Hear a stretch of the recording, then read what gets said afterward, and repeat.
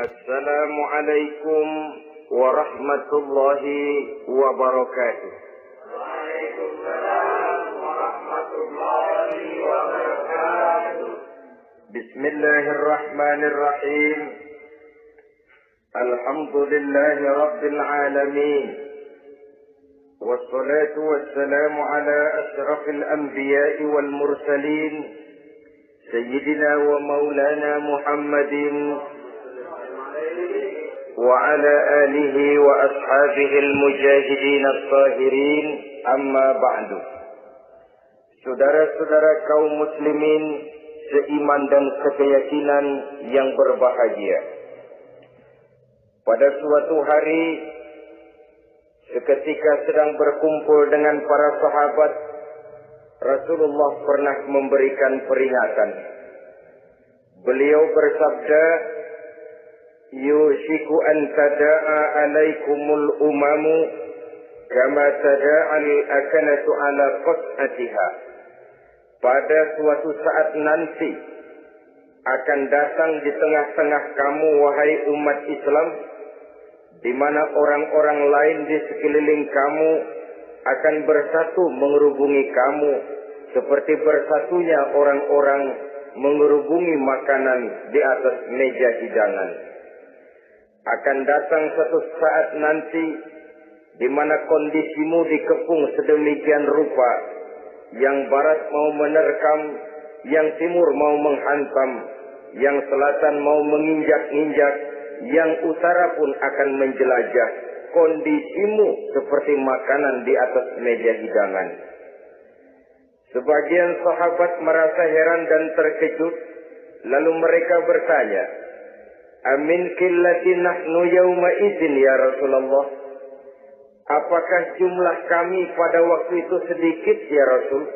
Kami sampai dikepung sedemikian rupa?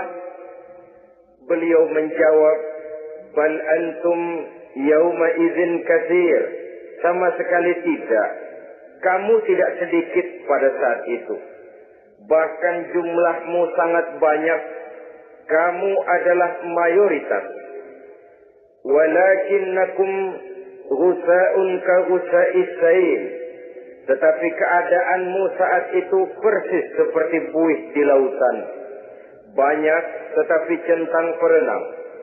Banyak tetapi tidak punya daya dan kekuatan. Banyak tapi dipermainkan gelombang lautan, dihempaskan ke tepian pantai tanpa punya makna dan arti. Kondisimu pada saat itu kuantitas yang tanpa kualitas, sehingga orang lain enak saja mengepung kamu. Akidahmu didangkalkan, dibanjiri dengan peradaban dan kebudayaan yang menjauhkan dari agama. Dari segi maksiat dan munkarat seluruhnya mengepung sampai kita melepaskan nilai-nilai Islam kita ini. Dan celakanya, sambung beliau, waliyanzi'anna fi qulubi aduwikumul mahabata minkum. Akan dicabut kehebatanmu di mata musuh-musuhmu. Sehingga pada saat seperti itu, orang lain memandangmu umat Islam enteng saja, remeh saja, tidak ada apa-apanya. Sudahlah, pokoknya umat Islam sikat saja. Umat Islam enteng, umat Islam kecil, umat Islam tidak ada apa-apanya. Alangkah ironinya, alangkah menyedihkannya, memilukan dan sekaligus memalukan. Umat yang mayoritas ini dipermainkan oleh yang minoritas. Umat yang jumlahnya terbesar, terbanyak, bahkan konon menurut catatan sampai 90%, tapi dipermainkan oleh mereka kelompok-kelompok kecil ini. Waliyakzifanna fi qulubikumul wahn. Pada saat itu di hatimu dicampakkanlah penyakit wahan. Sahabat kemudian bertanya, wa mal wahnu ya Rasulullah? Apakah penyakit wahan itu ya Rasul? Beliau menjawab, hubbud dunya wa karahiyatul maut. Penyakit wahan itu tidak lain hubbud dunya wa karahiyatul maut. Terlalu cinta kepada dunia dan terlalu takut kepada mati. Materialistis dan takut resiko. Dua penyakit inilah yang menyebabkan walaupun umat ini mayoritas, tapi dipermainkan oleh yang minoritas. Walaupun dia golongan terbesar, tapi nasibnya seperti makanan di atas meja makan. Dari segala macam penjuru mau menghantam dia. Saudara-saudara kaum muslimin yang berbahagia, ini merupakan analisa sosial bahwa pada satu saat nanti akan terjadi di tengah-tengah umat di mana kita dihantam dan diserbu dari segala macam penjuru. Akidah didangkalkan, peradaban dan kebudayaan dirusak, makanan dan minuman diracuni, pakaian ditelanjangi dan lain sebagainya, sampai kita melepaskan nilai Islam yang kita cintai ini. Kondisi sosial ini satu saat akan datang kepada kita. Demikian analisa dan peringatan dari Rasulullah Sallallahu Alaihi Wasallam. Marilah sekarang kita melihat, adalah benar bahwa di zaman sekarang kita insya Allah tidak akan mengalami perang Badar sehebat yang pernah dialami oleh Rasul dan para sahabatnya. Tetapi sesungguhnya perang yang kita hadapi di zaman sekarang ini tidak kalah hebatnya dengan perang Badar, tidak kurang dahsyatnya dengan perang Uhud, tidak kurang ngerinya dari perang Khandaq. Hanya saja yang kita hadapi sekarang ini bukan ujung pedang, bukan ujung tombak, bukan ujung panah. Yang kita hadapi sekarang ini adalah perang akidah, perang ideologi, perang mempertahankan keyakinan.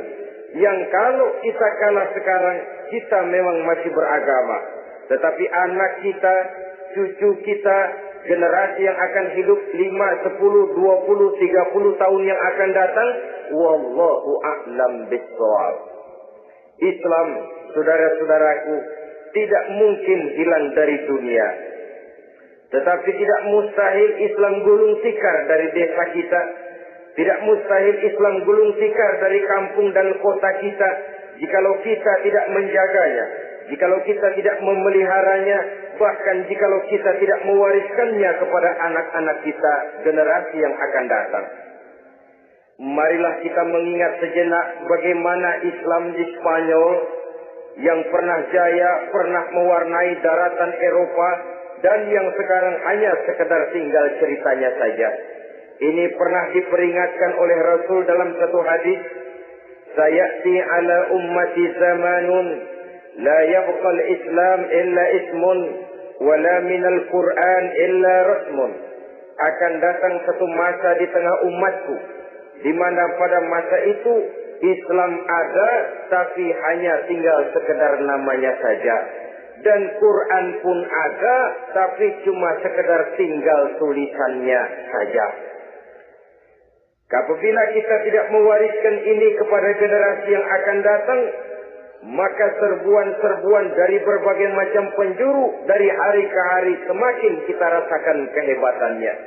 Tidak mustahil sejarah Spanyol akan terjadi di desa kita, akan terjadi di kampung kita, akan terjadi di kota kita. Orang Spanyol, kalau mereka cerita kepada anaknya, mereka akan cerita, nak, di sini dulu ada masjid. Kapan, Pak? Dulu benar dah. Banyak orang Islam kalau hari Jumat pada sembahyang, kapan itu, Pak? Dulu sekali. Sekarang cuma sekedar tinggal ceritanya saja. Bukankah sesuatu yang sangat tidak mustahil apabila kita tidak menjaga dan mewariskan Islam ini kepada generasi yang akan datang, maka serbuan-serbuan akan membawakan hasil yang diinginkan oleh para penyerbu itu tadi. Kita sudah menjadi umat yang mayoritas, tetapi umat yang mayoritas ini menurut Rasul dikepung sedemikian rupa, akidahnya didangkalkan, peradaban dan kebudayaannya ditekan sedemikian rupa, kehidupan sosialnya dibuat individualis, Kemudian dari segi pergaulan, pakaian, makanan, minuman dan sebagainya diracuni sampai dia tidak lagi berpegang teguh kepada agamanya. Dan dikala itu hilang kehebatan umat ini di mata musuh-musuhnya. Orang lain memandang kita ringan saja, enteng saja, satu umat yang sudah kehilangan wibawa. Padahal konon kabarnya kita mayoritas, tapi enak saja dikutak-kutik orang lain. Dan dikala itu di hati kita merajalela penyakit uahan. Penyakit uahan itu apa? Pertama, hubbud dunia, terlalu cinta kepada dunia. Terlalu cinta kepada dunia yang menyebabkan kita lupa. Lupa akan tanggung jawab dan kewajiban. Lupa meneruskan dan mewariskan Islam kepada generasi yang akan datang. Kita berlomba hanya untuk mengejar dunia dan seluruh isinya. Baik dia bernama material, baik dia bernama seksual, baik dia bernama pangkat, jabatan dan kedudukan, berlomba-lomba kita di dalamnya. Sampai tercampaklah penyakit hubbud dunia di dalam hati ini. Berurat dan berakar dunia itu, sulit dan berat kita berpisah daripadanya. Akibatnya kemauan untuk berbuat demi dan atas nama agama sangat sulit terwujud di dalam kehidupan ini. Yang kedua, karahiyatul maut, terlalu takut kepada mati. Baik mati ajal, mati dalam artian yang sebenarnya, baik mati usahanya, baik mati karirnya, baik mati pangkat dan jabatannya. Sehingga dengan demikian akibatnya jatuhlah kita menjadi umat yang kehilangan wibawa di mata orang lain. Saudara-saudara kaum muslimin rahimakumullah. Saya katakan tadi, perang yang kita hadapi di zaman sekarang adalah perang akidah. Perang menghadapi peradaban dan kebudayaan yang menghancurkan moral daripada anak-anak kita. Perang menghadapi banjirnya maksiat dan munkarat. Yang di tengah-tengah itu, di samping berkewajiban menjaga diri dan keluarga, kita pun juga berkewajiban menjaga anak-anak kita generasi yang akan datang. Mengarahkan dan mendidik mereka sesuai dengan yang dikehendaki oleh Allah Subhanahu wa ta'ala. Oleh sebab itu, pada pertemuan kali ini yang akan saya bicarakan ialah bagaimana idealnya seorang muslim lebih dahulu memberikan pendidikan kepada anak-anaknya. Di tengah satu situasi dan kondisi di mana serbuan datang silih berganti melanda dan menghantam umat Islam, kemana anak-anak kita ini harus kita arahkan? Karena kita orang tua mempunyai tanggung jawab. Anak adalah amanah. Menyia-nyiakan amanah adalah dosa. Dan dosa itu merupakan satu dosa yang besar. Bahkan orang tua bisa saja masuk neraka kalau tidak bertanggung jawab tentang anak-anaknya. Satu riwayat menjelaskan ada orang soleh. Ngajinya cukup. Sholatnya cukup. Puasanya cukup. Zakatnya cukup. Di mana ada majelis taklim hadir. Baca Quran, hobi. Fitnah orang tidak pernah. Di akhirat setelah disidang dia ternyata lebih banyak kebaikannya daripada kejahatannya. Maka dia pun diperintahkan dan dipersilahkan masuk ke dalam surga. Giliran anaknya disidang, biang okem nih anak. Ditanya, siapa Tuhanmu? Tidak tahu. Siapa nabimu? Tenyaho. Apa kitabmu? Ora gelem. Kamu pernah sholat? Tidak. Zakat? Tidak. Puasa? Tidak. Judi? Hobi. Zina? Tiap malam. Mabuk? Berat. Wah, rengsek kamu. Kebaikan tidak ada barang sedikit pun, sementara kesalahan dan dosa berlipat ganda. Kamu neraka. Anak ini protes. Benar, saya tidak kenal siapa Tuhan saya. Saya tidak tahu siapa Nabi saya. Saya tidak tahu kitab suci dan kiblat saya. Saya tidak sholat, tidak zakat, tidak puasa. Tiap malam saya judi, saya zina, saya mabuk. Tapi saya kerjakan semua itu karena saya tidak tahu dan orang tua saya tidak pernah memberitahu saya. Dia enak-enakan hadir di majelis taklim, saya nyekek botol, didiemin saja. Dia enak-enakan baca Quran, saya zina, didiamkan saja. Saya bukan tidak mau, orang tua saya sama sekali tidak pernah mendidik saya. Dia mau benar sendiri. Maka kalau sekarang saya harus masuk ke dalam neraka, saya menuntut agar orang tua saya ikut sama-sama bergabung dengan saya ke dalam neraka. Gara-gara dia tuh saya jadi begini. Orang tuamu yang mana? Tuh, yang barusan mau ke surga. Ini orang tua yang sudah mau berangkat ke surga dipanggil. Sebentar dulu, Mas. Ini benar anak kamu? Iya, Pak. Waktu di dunia kamu tidak pernah ajarin dia ngaji? Sampai dia tidak kenal Tuhannya, tidak kenal nabinya, tidak kenal kiblat dan kitab sucinya? Iya, Pak. Dia tidak sholat, kamu diamkan saja. Dia tidak puasa, tidak zakat, kamu bersikap masa bodoh. Bahkan dia judi, dia zina, dia mabuk, kamu pun berdiam diri saja. Iya, Pak. Tahukah kamu bahwa anak ini adalah amanah? Menyia-nyiakan amanah artinya khianat, dan khianat adalah dosa yang sangat besar. Kamu tidak bertanggung jawab, maka kamu, anakmu gabung ke dalam neraka. Saudara-saudara kaum muslimin rahimakumullah. Itu sebabnya Allah pesan benar-benar, ya ayyuhalladzina amanu qu anfusakum wa ahlikum nara.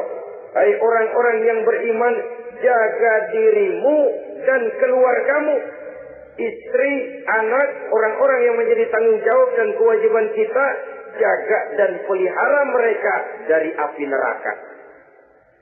Saudara-saudara kaum muslimin, lalu kalau kita orang-orang tua yang hidup di zaman sekarang ini sudah sering beristighfar, mengurut dada, melihat situasi, membaca peta keadaan, konon tantangan yang akan dihadapi oleh anak-anak kita 15, 20, 25 tahun yang akan datang jauh lebih berat dari apa yang kita hadapi sekarang ini. Maka adalah wajar jika kita sebagai orang tua yang cinta kepada agama, cinta kepada anak-anak kita, berpikir untuk mewariskan nilai-nilai yang luhur ini kepada anak-anak kita generasi yang akan datang. Bagaimana pada mulanya kita harus mendidik mereka? Mari kita telusuri apa yang dicontohkan oleh Al-Quranul Karim. Orang-orang tua bijaksana yang diceritakan dalam Al-Quran, kalau sudah berpikir tentang anak-anaknya generasi yang akan datang, pendidikan pertama yang diberikan kepada anaknya ternyata adalah persoalan akidah. Nabi Ibrahim, pertanyaan yang paling merisaukan beliau buat anak cucunya ialah, ma ta'buduna min ba'di. Saudara bisa lihat surah Al-Baqarah ayat 133. Anak-anakku, kalau pada satu saat nanti aku, ayahmu ini sudah tidak ada lagi, meninggalkan kamu semua, meninggalkan kehidupan dunia ini, ma ta'buduna min ba'di, apa yang akan kamu sembah nak kalau ayah sudah tidak ada lagi? Jikalau ayahmu sekarang masih rajin ke masjid, melakukan rukuk dan sujud, i'tikaf dan membaca Quran, kalau satu saat ayahmu meninggalkan dunia ini, masihkah engkau mau ke dalam masjid? Masihkah engkau rukuk dan sujud? Masihkah engkau i'tikaf? Ma ta'buduna min ba'di, apa yang akan kamu sembah kalau aku ayahmu tidak ada lagi nak? Ditanamkan bukan hanya keyakinan bertauhid, sekaligus juga menyembah kepada Allah yang kita yakinkan dengan tauhid itu tadi. Bukankah berbeda dengan kita kebanyakan orang tua sekarang? Kita tidak pernah berpikir masa buduna min ba'di. Kalau bapak tidak ada, kamu nyembah apa nak? Kita orang tua sekarang pagi-pagi malah berpikir masa kuluna min ba'di. Kalau bapak nggak ada, kamu nanti makan apa nak? Bukan nyembah apa yang kita pertanyakan. Bukan nyembah apa yang kita khawatirkan. Makan apa nak? Maka yang dicari lalu sekolah-sekolah yang bonafit. Yang tidak peduli apakah itu merusak imannya, mematikan akidahnya, menghancurkan keyakinannya. Yang penting ada jaminan hari depan bisa dapat lapangan kerja. Akibatnya berduyun-duyun orang-orang tua muslim menyekolahkan anaknya di sekolah-sekolah yang bukan Islam, yang nyata-nyata membahayakan akidahnya. Dididik dengan kultur dan budaya yang bertentangan dengan nilai-nilai agamanya. Bukankah ini berarti merelakan anak untuk dikafirkan? Bukankah ini artinya menyerahkan anak untuk ditulis menurut selera para pendidik yang tidak sesuai dengan nilai akidah yang dimilikinya? Mengapa kita tidak berpikir seperti Nabi Ibrahim yang sebelum memberikan pendidikan kecerdasan, sebelum pendidikan matematika, IPS, PSPB dan disiplin ilmu lainnya, yang pertama ditanamkan ma ta'budu min ba'di. Kalau ayahmu tidak ada, kamu menyembah apa nak? Menyembah Allah, apa nanti malah menyembah harta? Menyembah Allah, apa nanti malah mendewa-dewakan pangkat dan jabatan? Menyembah Allah, apa malah nanti menyembah alam? Itu yang dikhawatirkan Nabi Ibrahim kepada generasi yang akan datang. Dan itu saudara-saudara yang seharusnya mengkhawatirkan kita kepada anak-anak kita generasi yang akan datang. Lihatlah serbuan akidah di zaman sekarang ini. Dimanfaatkan kemiskinan kita umat Islam. Diberikan kita tawaran berupa beras, pakaian, obat-obatan, kalau perlu beasiswa, asal bisa melepaskan keislaman kita ini. Bertahap, sedikit demi sedikit, step by step, shibran bi shibrin wa zira'an bi zira'in. Dan harus saya ingatkan, orang di zaman sekarang tidak mungkin menghantam Islam secara frontal. Tidak mungkin menghantam Islam terang-terangan, apalagi mengerahkan satuan militer. Tidak. Orang berhitung bagaimanapun kondisi dan kualitasnya umat Islam, mereka masih punya satu modal penting, fanatisme agama. Kalau ini disulut, api jihad segera berkobar dan hanya maut yang bisa menghentikan orang yang dibakar dengan semangat jihad. Orang tahu itu. Betapa Uni Soviet kedodoran menghadapi mujahidin Afghanistan yang disulut oleh semangat jihad yang berkobar dengan persenjataan yang primitif ketimbang persenjataan Uni Soviet. Entos mereka pantang surut mundur ke belakang.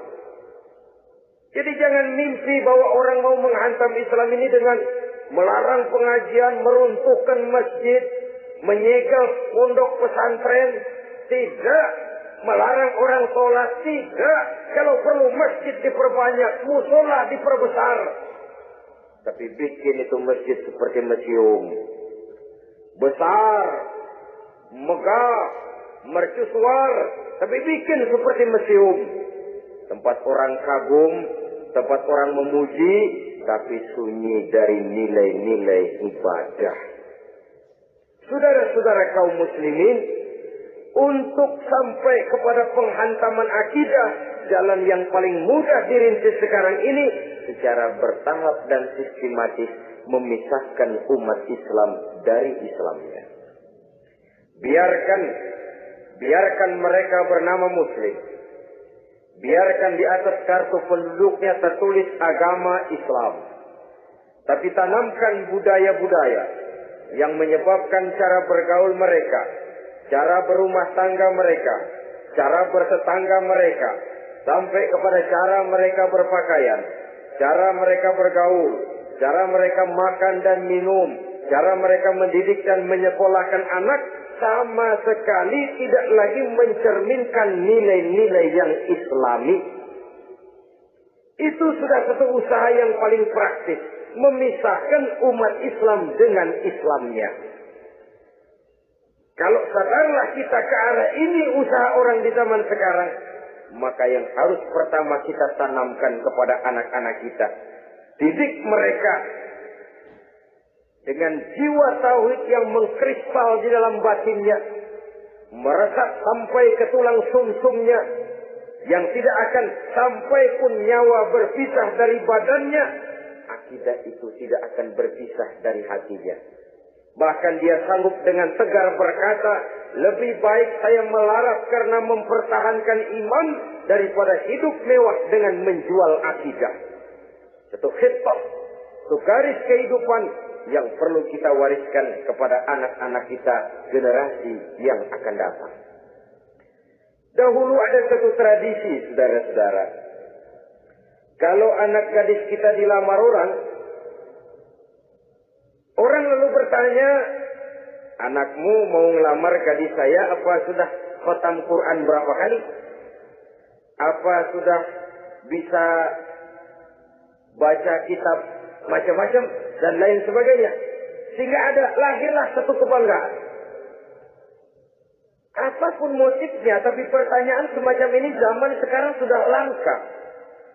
Paling-paling yang ditanya kalau anaknya dilamar orang, anakmu kerja di mana? Gajinya sebulan berapa? Kendaraannya bebek apa soal? Apa-apa?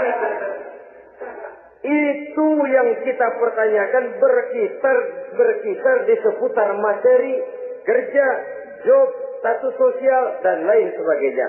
Perkara bisa baca Quran atau tidak, nomor 18. Perkara sembahyangnya rajin apa tidak, nomor 36. Saudara hadirin, akibatnya terjadi pergeseran nilai. Maka mendidik anak menurut tuntunan Quran adalah seperti yang diberikan contoh oleh Luqmanul Hakim, yang diceritakan dalam surah Luqman mulai ayat 11 dan selanjutnya. Apa pendidikan pertama yang harus kita berikan kepada anak? Pertama, ya bunayya la tusyrik billah. Wahai anakku, jangan sekali-kali engkau menyekutukan Allah. Nah, jaga tauhid, pelihara iman, mantapkan akidah. Ini dasar yang pertama. Belum lagi anak mengenal berbagai macam disiplin ilmu, yang pertama ditanamkan tauhid. Ini yang mendasari kehidupan.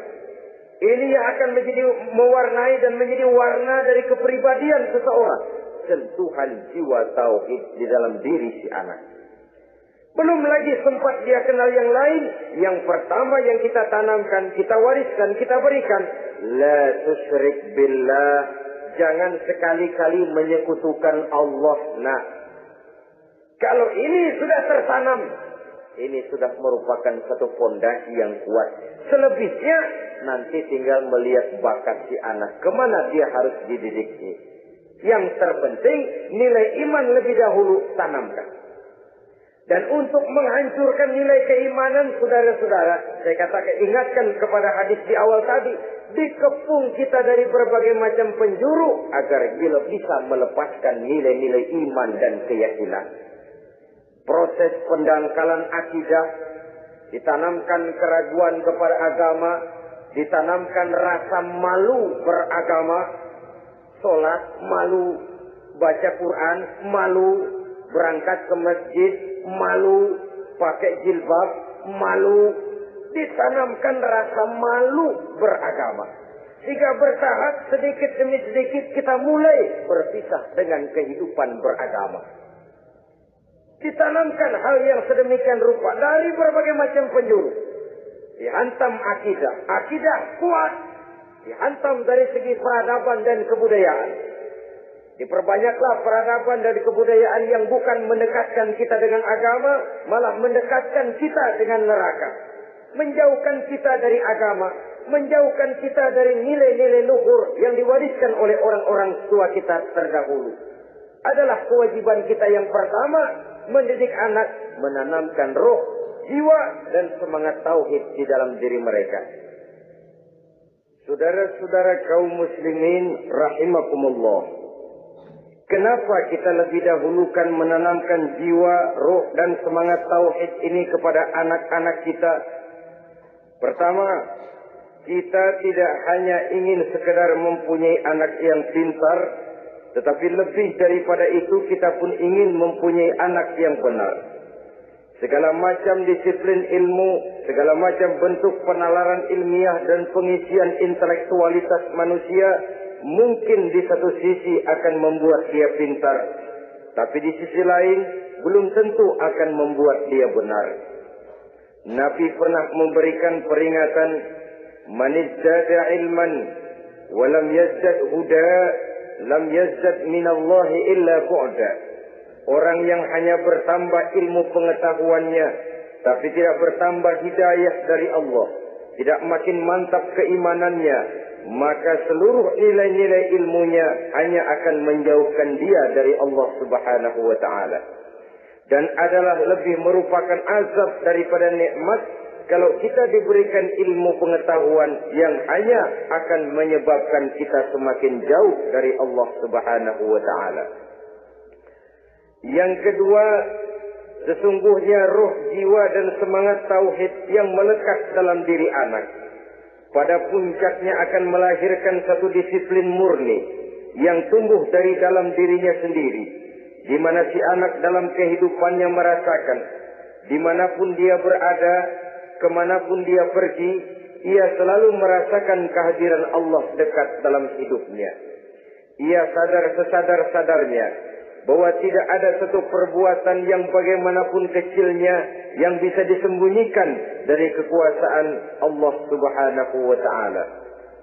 Yang ketiga, dengan penanaman roh, jiwa, dan semangat iman ini, maka diharapkan anak-anak nanti pada pertumbuhannya sanggup mengendalikan hawa nafsunya.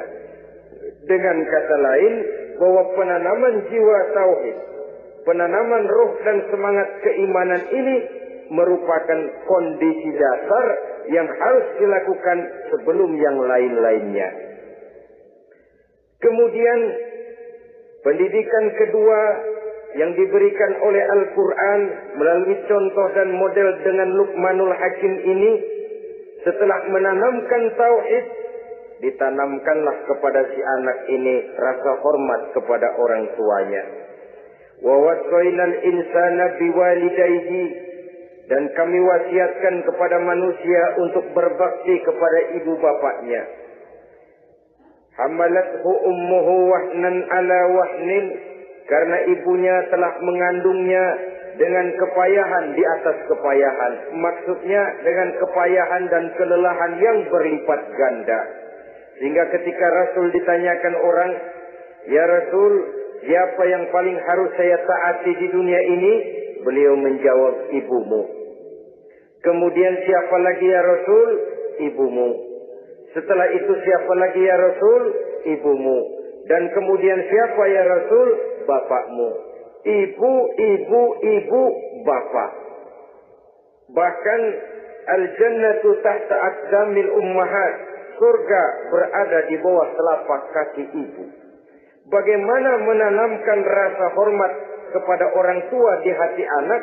Tentu yang pertama, bagaimana orang tua bisa memberikan keteladanan. Marilah kita sebagai orang-orang tua ini menyadari bahwa sebelum anak kenal sekolah dasar, sebelum anak kenal TK, ibtidaiyah, sanawiyah, sampai kepada perguruan tingginya, yang pertama dia kenal adalah lingkungan rumah tangganya, gurunya adalah ibu bapaknya. Di sini berlakulah apa yang dinamakan keteladanan. Keteladanan jauh lebih berhasil daripada sekedar teori-teori yang mulus. Keteladanan jauh lebih berhasil daripada berbagai macam indoktrinasi dan penataran. Kurangnya keteladanan akan menyebabkan anak mencari pola. Apabila kita orang tua ini tidak bisa memberikan keteladanan yang baik kepada anak-anak kita, maka pada suatu saat anak-anak akan menganggap enteng dan kehilangan wibawa kita sebagai orang tua di mata mereka. Dikala itu akan sangat sulit kita membentuk kepribadian mereka. Bukankah di zaman sekarang ini kita banyak mengalami krisis wibawa, krisis figur? Ada yang karena rapotnya merah melulu, gurunya dikeroyokin. Pak guru pulang sekolah dicegat. Bahkan nyaris ada orang tua pernah dibunuh oleh anaknya sendiri. Dan lain sebagainya, kasus-kasus yang sebenarnya tidak perlu terjadi. Karena memang bukan saja bertentangan dengan nilai budaya kita sebagai bangsa, tapi juga bertentangan dengan ajaran agama kita sendiri. Krisis wibawa, krisis figur, yang juga akibatnya harus kita sadari banyak faktor yang membentuk kepribadian anak. Pergaulannya, yang dibacanya, yang ditontonnya, yang disaksikannya di dalam kehidupan. Benar kita menyekolahkan mereka, tapi berapa jam mereka di sekolah? 6 jam, 7 jam paling lama. Sedangkan mereka hidup satu hari satu malam 24 jam. Kalau cuma 7 jam di sekolah, ini berarti lebih banyak dia di luar sekolah. Dan di luar sekolah itu artinya ya rumah tangganya, ya temannya, ya lingkungan di mana dia tinggal, yang seluruhnya sangat besar pengaruhnya dalam ikut membentuk kepribadian anak-anak kita. Saya katakan tadi, di samping kita menghadapi perang akidah, kita pun berhadapan di dalam perang menghadapi peradaban dan kebudayaan yang bukan saja menjauhkan kita dari agama, tetapi sanggup menghancurkan moral daripada anak-anak kita. Secara pribadi, saudara-saudara, saya iri, saya kagum misalnya dengan kemajuan yang diperoleh oleh negara tetangga kita, Jepang misalnya. Padahal tahun 45 ia pun hancur lebur oleh meledaknya atom di Hiroshima dan Nagasaki. Tapi bagai satu tenaga raksasa kemudian Jepang bangkit. Menjadi satu negara superpower di Asia. Bahkan gurunya saja Amerika sekarang ini kewalahan menghadapi perang dagang dengan Jepang ini. Dan yang menarik, Jepang bisa maju dan modern dengan tetap menjadi Jepang. Tanpa harus kehilangan identitasnya sebagai satu bangsa. Tanpa harus kehilangan kepribadiannya sebagai satu bangsa. Sebagai negara yang sedang berkembang, kita sering rasa kita ingin meniru Barat, tapi bukan teknologinya, westernisasinya yang kita tiru. Bukan isinya, kulitnya yang kita ambil. Akibatnya apa? Modernnya belum, orangnya sudah Barat. Bergaulnya sudah cara Barat, berumah tangganya sudah cara Barat, berpakaiannya sudah cara Barat, mendidik anaknya sudah cara Barat. Di mana ketemu orang tua cukup hello daddy.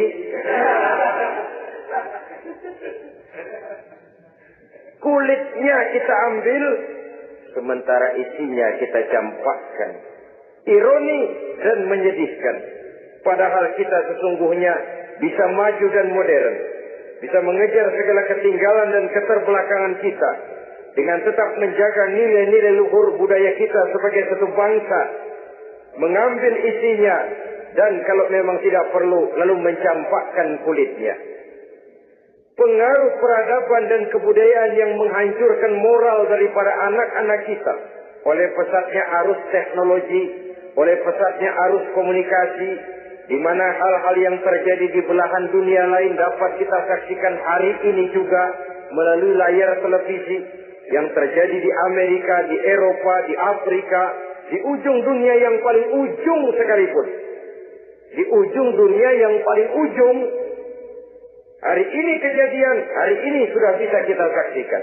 Pesatnya arus komunikasi. Kalau jatuh ke tangan anak-anak kita yang belum mempunyai filter, daya saring positif, akan dicerna oleh mereka tanpa memilah dan memilih. Akibatnya orang kampung bilang kelolodan. Makan nggak dikunyah lagi. Tentu saja akhirnya kelolodan. Dan kalau sudah kelolodan, menyusahkan kita seluruhnya. Oleh karena itu budaya menghormati orang tua perlu dijaga, perlu dipelihara dan diwariskan kepada anak-anak kita. Tali silaturahmi sehingga ada respeknya kepada orang tuanya. Jangan bapaknya dianggap CS, ibunya dianggap CS, kakeknya dianggap CS. Hilang rasa respek, hilang rasa menghormati. Sementara orang tua sendiri tidak bisa memberikan keteladanan, kurang mendapat perhatian dan lain sebagainya. Apalagi kalau baik ibu maupun bapak adalah orang-orang karier yang setiap hari sibuk menghadapi tugas masing-masing. Bapak sibuk rapat, pindah kantor sana kantor sini, ibu sibuk arisan, besarlah anak-anak di tangan pembantu dan lain sebagainya, sehingga dia merasa kurang mendapat perhatian, dan ini akan ikut membentuk warna dari kepribadian yang dimilikinya. Sampai kepada pelosok-pelosok desa, jaringan televisi memang menguntungkan. Tapi kalau sudah sampai kepada menayangkan budaya-budaya yang tidak sesuai dengan pola di mana mereka tinggal, pola lingkungannya, dan ingin mereka terapkan dalam kehidupan, ironi dan menyedihkan. Maka sering dikatakan, jikalau ABRI masuk desa, rakyat beruntung. Jikalau listrik masuk desa, rumah jadi terang. Jikalau koran masuk desa, rakyat jadi cerdas. Jikalau hakim masuk desa, rakyat lalu sadar hukum. Tapi jikalau maksiat dan munkarat masuk desa, minuman keras masuk desa, judi masuk desa, pelacuran masuk desa, rakyat tentu kiamat. Dan kita harus punya budaya untuk memilah dan memilih, mempunyai filter untuk jadi daya saring positif. Oleh karena itu, saudara-saudara, tahap kedua setelah menanamkan jiwa tauhid kepada anak, tanamkan rasa hormat kepada orang tuanya. Orang tua itu ibu bapaknya, orang tua itu guru-gurunya yang mengajarkan dia, atau yang dianggap tua yang lebih senior dari dia. Karena tidak ada satu peradaban yang berdiri sendiri. Bagaimanapun maju dan modernnya kita sekarang, tentu merupakan mata rantai yang berkaitan dari generasi terdahulu. Ini yang kedua. Setelah tauhid, berbakti kepada ibu dan bapak. Tidak ada satu kebahagiaan yang bisa ditegakkan di dunia ini tanpa doa, tanpa restu daripada ibu dan bapak. Ini keramat hidup. Doanya dikabul Allah dan kutuknya juga dikabul oleh Allah Subhanahu wa ta'ala. Jadi mendidik anak setelah menanamkan jiwa tauhid, menanamkan rasa hormat dan taat berbakti kepada ibu bapaknya. Itu yang kedua. Kemudian yang ketiga, melalui model Luqman, Quran mendorong kita untuk mendidik anak menanamkan etika otonom. Apa itu? Ya bunayya, innaha in takum misqala habbatin min khardalin fatakun fi sakhratin aw fis samawati aw fil ardi ya'ti biha Allah. Wahai anakku, sesungguhnya kalau ada satu kebaikan yang kamu kerjakan, kecil, tidak nampak oleh pandangan mata yang zahir, yang kecil itu tersembunyi di puncak langit, di dasar bumi yang paling dalam, atau di tengah batu hitam sekalipun, Allah pasti mengetahuinya dan pasti akan memberikan balasan yang seadil-adilnya. Pendidikan apa ini? Pendidikan moral. Menanamkan etika otonom. Nah, kau berbuat baik jangan karena dilihat orang. Kau tidak mau melakukan kejahatan jangan cuma karena ada polisi. Kalau ada polisi kau tidak mau jahat, kucing juga begitu. Coba lihat kucing. Taruh ikan asin di piring kaleng, tongkrongin. Aduh, kucing kalem, sopan, tenang. Sedikit kita lengah, habis ikan digarap. Tapi ditanamkan satu kesadaran, kemanapun kau pergi, apapun yang kau kerjakan, tersembunyi di tengah batu, di dasar bumi, di puncak langit, Allah pasti tahu. Dalam bahasa yang ringan, Kita ini diawasi oleh 2 hiperkomputer yang maha sensitif. Produksi langit, mereknya Rockit dan Asid. Itu komputer yang sangat peka dan sensitif. Jangankan kita berbuat, kita berniat baik saja, komputer sudah nyatet sendiri. Inilah yang orang sekarang namakan waskatna, pengawasan malaikat. Kalau hidup sudah merasa diawasi oleh malaikat, waskat berhasil. Tapi kalau waskat sudah diawasi malah nekat, itu yang gagal. Atau yang diawasi dan yang mengawasi sama-sama sepakat, nah itu juga bisa cintai. Saudara-saudara kaum muslimin rahimakumullah. Waskat dalam pengertian kita muslim, bagaimana hidup ini merasakan diawasi oleh malaikat. Intelektualitas yang tinggi sekalipun, IQ yang nilainya plus sekalipun, disiplin ilmu yang bagaimanapun banyak yang memenuhi benak kita, tanpa diiringi oleh etika otonom, orang sering mencari celah dan kesempatan. Mencari celah dan kesempatan. Tapi kalau sudah merasa, kemanapun saya pergi, dimanapun saya berada, kebaikan bagaimanapun sekecilnya saya lakukan, toh Allah pasti akan memberikan balasan. In khairan wa khairun, wa in syarran fa syarrun. Jikalau baik, baik balasan yang kita terima.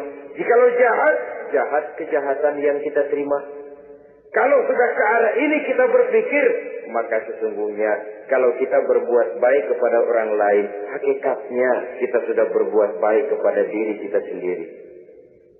Lalu tidak ada merasa rugi berbuat baik kepada orang.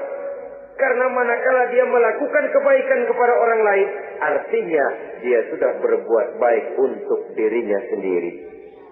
Jadi setelah tauhid, kemudian berbakti kepada ibu bapak, yang ketiga baru pendidikan tentang akhlak, tentang moral. Pola ini yang sering terlupakan oleh kita. Bahwa bagi kita itu pendidikan tidak lain upaya mencerdaskan otak anak. Jangan sampai sebab ini kelihatannya pembangunan makin maju, persaingan hidup makin tajam, tensi ekonomi semakin tinggi. Sementara jumlah tenaga kerja dengan lapangan kerja yang tersedia jauh dari mencukupi.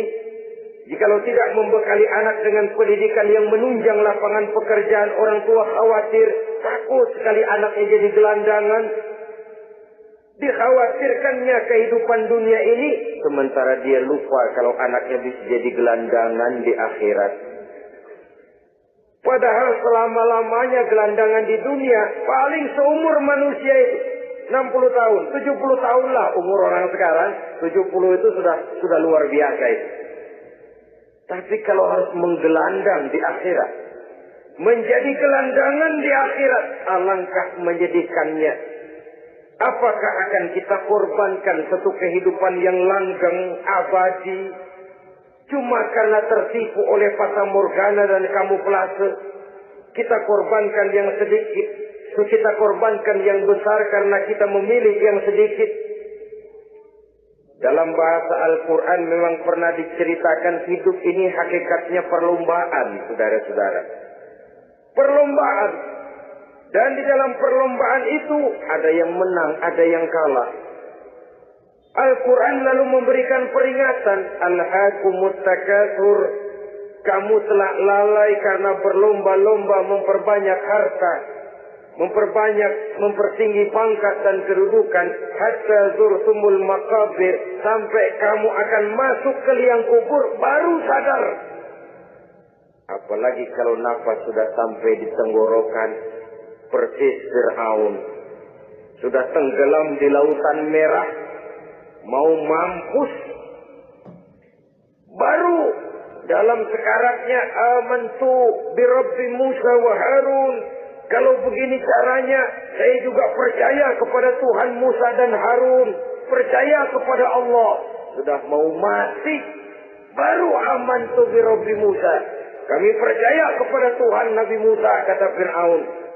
Malaikat maut kalau benar dilelepin terus di laut. Mampus lu sekalian. Hidup ini memang kita berlomba. Berlomba dengan waktu. Berlomba dengan umur. Berlomba dengan tenaga. Berlomba dengan tetangga. Yang jangankan kita sampai mundur. Berhenti saja sejenak. Kita akan ditinggalkan oleh yang lain. Tiada kata mundur. Bahkan tiada kata berhenti. Sekali kita melangkah, melangkahlah terus. Tapi berlombalah seperti yang dikehendaki Quran. Fastabiqul khairat. Berlomba-lombalah di dalam kebajikan. Jangan berlomba-lomba di dalam kemaksiatan, kemunkaran, kejahatan. Berlombalah dalam urusan kebaikan. Saudara-saudara kaum muslimin rahimakumullah. Tauhid, berbakti kepada ibu bapa, kemudian pendidikan tentang moral. Apabila pendidikan tentang moral sudah tertanam, barulah lihat bakat si anak. Kemana bakatnya? Anak saya kelihatannya dari kecil demennya main bedil-bedilan saja. Berikan itu. Kirim ke Magelang, masukkan akabri. Tapi dengan syarat 3 itu tadi. Iman sudah tertanam, rasa bakti kepada ibu bapa sudah ada dan punya nilai moral. Sehingga boleh jadi nanti dia menjadi jenderal yang beriman, yang berbakti kepada ibu bapaknya dan punya moral yang tinggi. Kan lebih baik rakyat rendah tapi akhlaknya tinggi daripada pejabat tinggi tapi moralnya rendah. Jauh lebih baik rakyat rendah punya moral tinggi ketimbang pejabat tinggi punya moral rendah. Nilai moral ini yang jadi ukuran dan barometer di masyarakat. Yang ini yang sering kita lupakan. Bahwa kehancuran satu bangsa dimanapun di dunia ini selalu dimulai dengan kehancuran moral daripada bangsa itu sendiri. Sekarang membina nilai moral ini berat.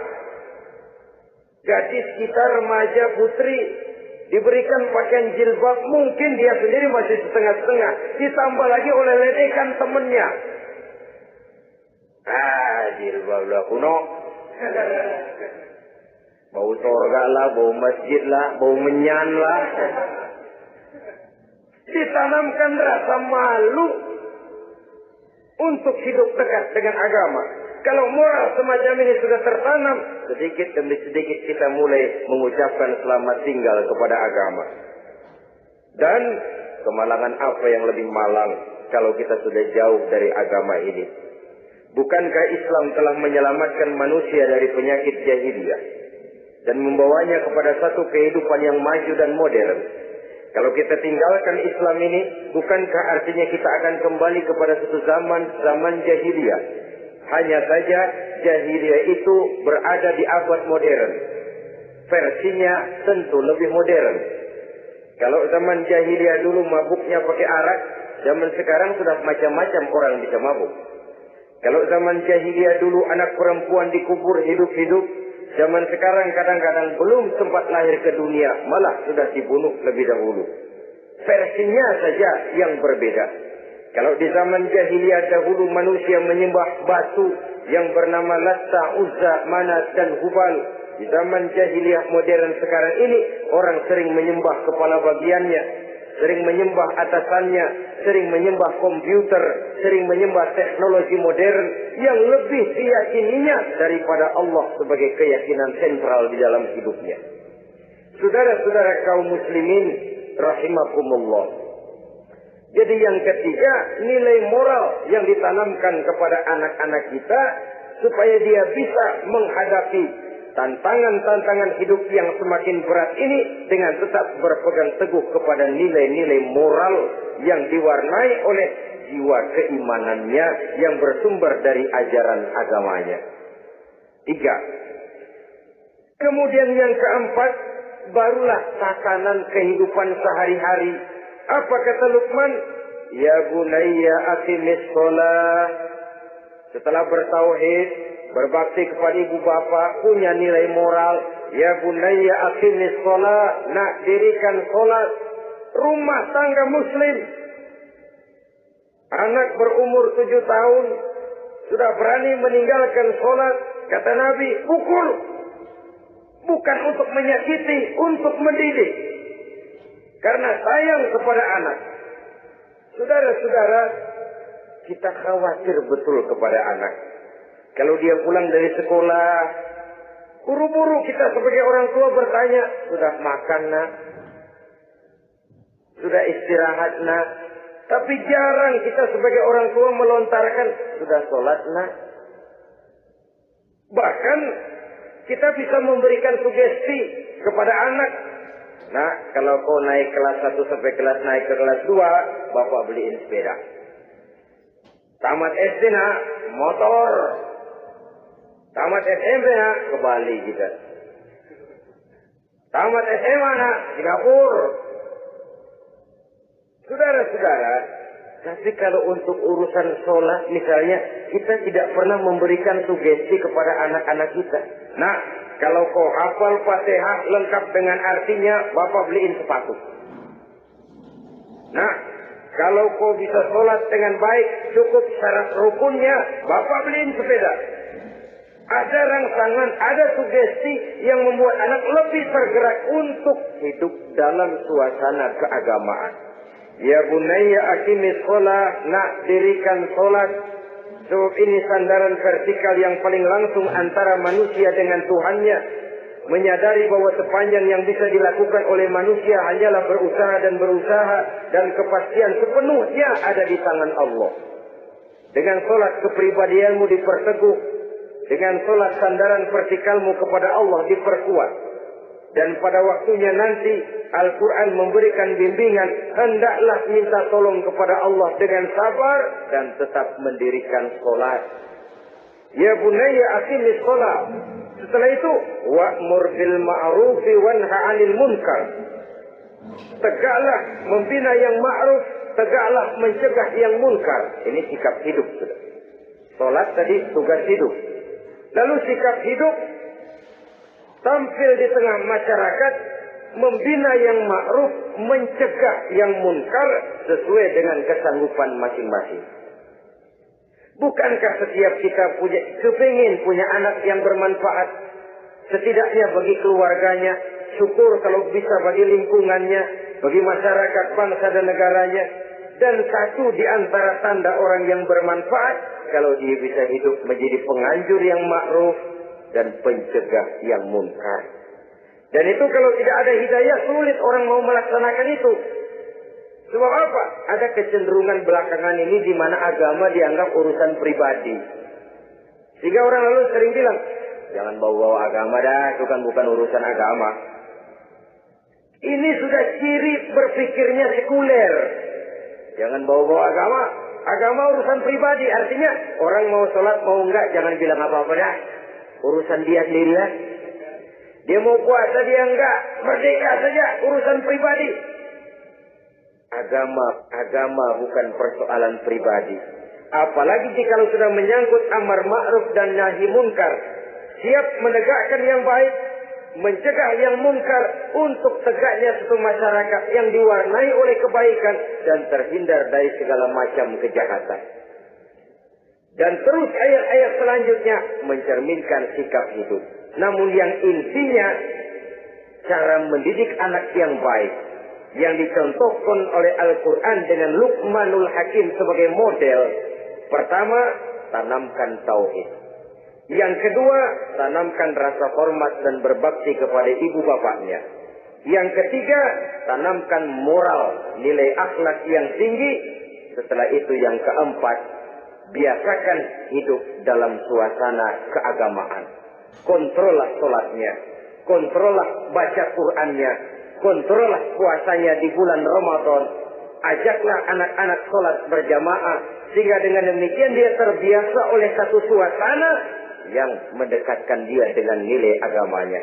Dari sana diharapkan nilai-nilai ilmu yang didapatnya dari bangku sekolah akan menciptakan keseimbangan dengan yang ditanamkan oleh orang tuanya dalam bentuk yang dijelaskan oleh surah Luqman itu tadi. Sehingga apabila keseimbangan ini terwujud, akan menjalin keseimbangan dalam pola berpikir, dan keseimbangan dalam pola berpikir akan melahirkan keseimbangan dalam perbuatannya. Terwujudlah kita harapkan insan yang fid dunya hasanah wa fil akhirati hasanah. Inilah harapan kita semua.